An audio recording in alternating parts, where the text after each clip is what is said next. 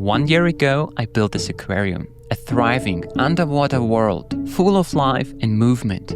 But time changes everything, and sometimes not for the better. The crystal clear water, gone. The vibrant plants, dying. Algae everywhere, and worst of all, a terrible smell. Something had gone very, very wrong. I had to act fast, before it was too late. Before we deal with the disaster, let's go back to the very beginning. It all started with an empty glass box and a vision. I wanted to create the perfect beginner Iwagumi. The layout should be simple and easy to replicate. For this, you will find a complete shopping list in the description below. In addition to the rocks, I prepared a selection of plants, some aqua soil, and my favorite tools. Now I was ready to begin aquascaping. The first step was to add a thin layer of aqua soil inside the aquarium. This will protect the bottom glass and help positioning the rocks. On top of that, I added a pouch of APT Start. This product will boost your substrate, making your plants happy and healthy in the long run. Building a good-looking Iwagumi can be challenging. For this reason, I developed a technique that guarantees a great composition. I start by positioning the main stone first. While holding the main stone with one hand, I add a supporting stone underneath. To lift up the composition, I'm adding a third stone, again pointing in an alternating direction, and by gently pushing the rocks grip into each other, forming a stable composition. With only 3 rocks, we already have a nice and natural looking Iwagumi. This is really something everyone can do. Now, this is optional, but I added an extra rock on the top main stone. This helps balance the composition on the left side. It adds more detail and will help hold back the substrate in the left rear corner. And again, simply by rotating the last rock in a different direction, the layout instantly gains depth and perspective. A view from the top shows the zigzag positioning of the rocks. Try this technique with the next build and I'm sure you won't be disappointed. To wrap up the hardscape composition, I added a final little rock in the left foreground. Usually, Iwagumi layouts are very minimalistic, but in case you prefer more details, look how the layout can be transformed by adding tiny rocks on top of the otherwise flat surfaces. Do you like it with or without the extra details? Let me know in the comments below. Finally, I added a good amount of aqua soil in the back. I topped everything with a final layer of soil and pulled up the small rock in the front to keep it visible. Then came the plants. The first plant that went in was the Iliocharis pusilla mini. This tiny hairgrass is an ideal carpeting plant for nano aquariums. I start planting from the foreground and work my way towards the back. The already planted section acts as a natural support and prevents the soil from crumbling down. Next, I start planting Helantium tenellum green. This grassy-looking plant will grow taller than the hairgrass and create a beautiful green backdrop when fully grown in. The Helantium can be easily divided into individual plants. Again, dividing the rhizome from the bottom. This plant is going to propagate through runners and sooner or later blend into the hairgrass, creating a natural-looking mixed carpet.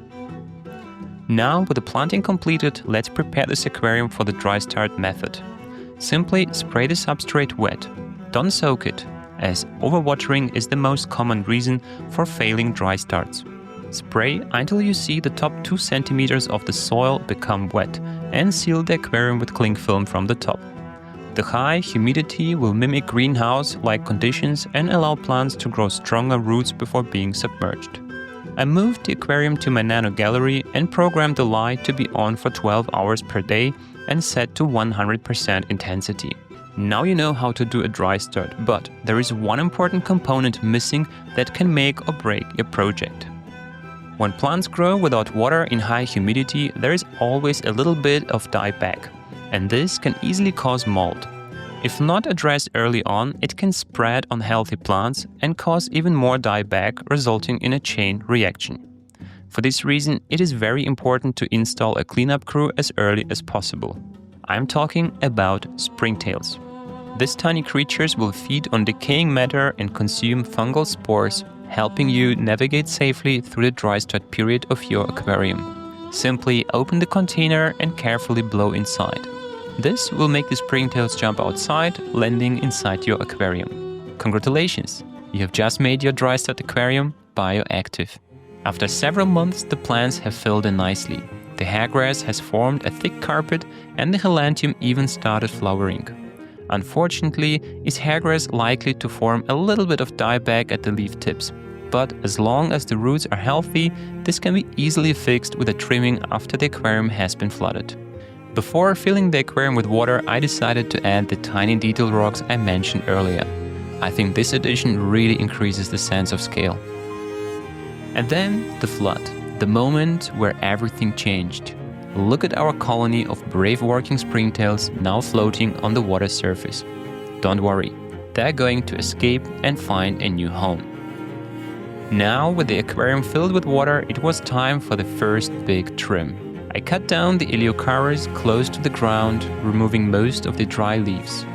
This will encourage new underwater growth and further thicken the carpet. For weeks, the aquarium cycled slowly, becoming biologically stable. And finally, the moment I had been waiting for. The first animals arrived. They were the final piece of the puzzle. Delicate, curious, and completely dependent on the balance of this ecosystem. I decided to go with the bumblebee goby, a colorful but sometimes clumsy little fish.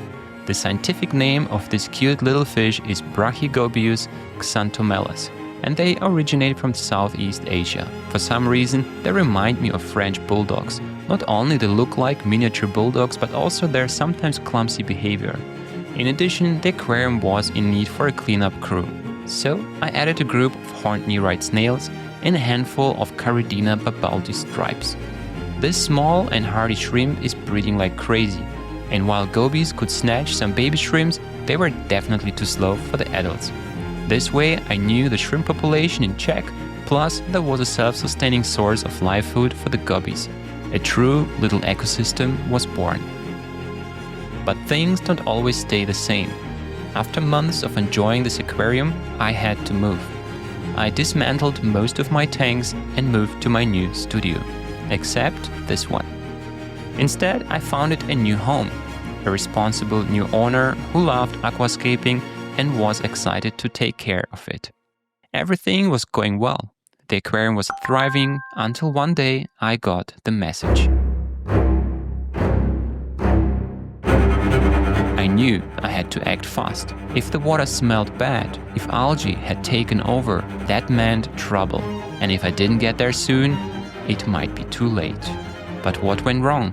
Could the aquarium be saved? I had to find out. Nothing could have prepared me for what I saw. The tank I had once built with so much care was now barely recognizable. I wanted to give up right there, pack my things, turn around and pretend I have never seen it.